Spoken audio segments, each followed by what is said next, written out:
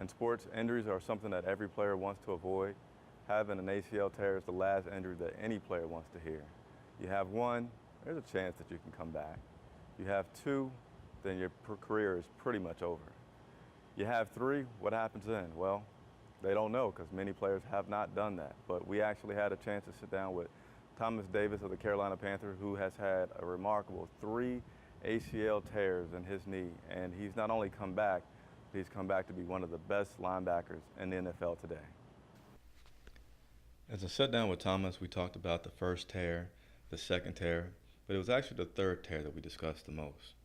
We're 2 games into the season, the 2011 season, and we're playing the Green Bay Packers, the defending Super Bowl champs, and we are right there in the game. And once again, the game is on the line, and we have a defensive lineman, Terrell McClain, running to the ball, doing his job, and I hit the running back and spent off of him, and as he was running to the ball, his leg kind of caught me in an awkward position, which ended up tearing my ACL for the 3rd time. And at that point, no one really knew what to expect. For me, first instance, my career is over. 3 ACLs, and nobody has ever done this, and it's over. This is it. I put the work in. I've done all that I could do. The knee's just not gonna hold up. And with me, just knowing that I've done everything in my power to make sure that I'm able to come back and that I'm back, and I can live with that.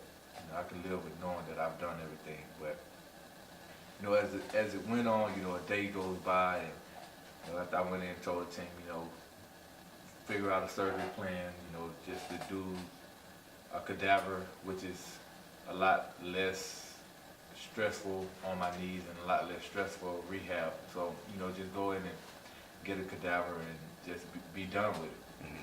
But as the day went on, I started thinking about it. I go home and talk to Kelly and talk to Michael Bunkley. They asked me, do you feel like you're done? Is your heart, in your heart, do you feel like you're done? I said I felt good when I was out there. I don't feel like I'm actually done. So as me and Kelly was talking, she was like, you have to go through the rehab anyway. You might as well just, tell them you want to try it, try to go again. Right. If you feel like that, and that's how I felt. So I would go back in the next day and talk to our trainer. I'm like, okay, I'm not done. If I want to sit down with Mr. Richardson and sit down with Marty and see if they'll be willing to give me an opportunity after tearing it for a 3rd time, and we have a meeting, I go sit down and I talk to them, and they say, if you're willing to put yourself through it again, then we're willing to give you a try. After the most painful surgery and rehab yet, Thomas vowed to come back and not just play, but play 16 games and be an impact player. And he did that, even receiving the game ball after Atlanta game in the 2013 season. Receiving that game ball was definitely, like I said, a bittersweet moment, because we was coming off of a losing streak, and just given the talent that we have on this team, we were much better than what our record showed. And I think Atlanta, they were like 12-1 at the time. Mm-hmm. In a situation where we went out and we handled them pretty well. We from start to finish, we won that game. And I think that just really showed what we were capable of doing. And for us to be that late in the season and our playoff hopes were over. For us to go out and dominate that team the way that we did. I really felt like we had left a lot on the field. As a team. And we hadn't accomplished that what we were capable of accomplishing that season. So I addressed that with the team. But like I said, it was some sweetness to that moment, because with everything that had gone on, for me to go out and play so well against Atlanta and to come away with an interception that was definitely a big moment in the game for us. When they was driving and threatening to score and get closer and cut the lead down. It made a world of difference for that game, and D'Angelo was able to go score a touchdown in the next series. So it definitely was a great moment. Thomas's comeback wasn't something that only his players noticed.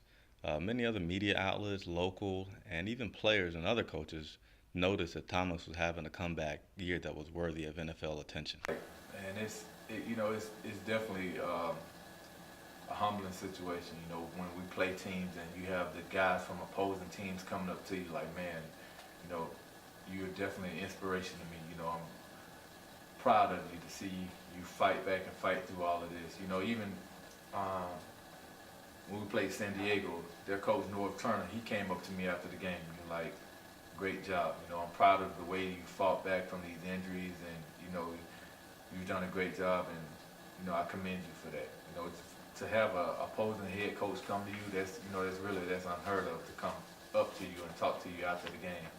So you know, I think people are definitely taking notice, but you know, unfortunately, in the comeback player of the year talk, you know, it's a two-man race right now. You know, Adrian Peterson has had a great year. You know, Peyton Manning, he's had a great year, and I commend those guys. You know, I got caught up early on, and you know, start feeling upset or getting disappointed because you know my name wasn't in the discussion, because I know that I've worked so hard and come back from so much.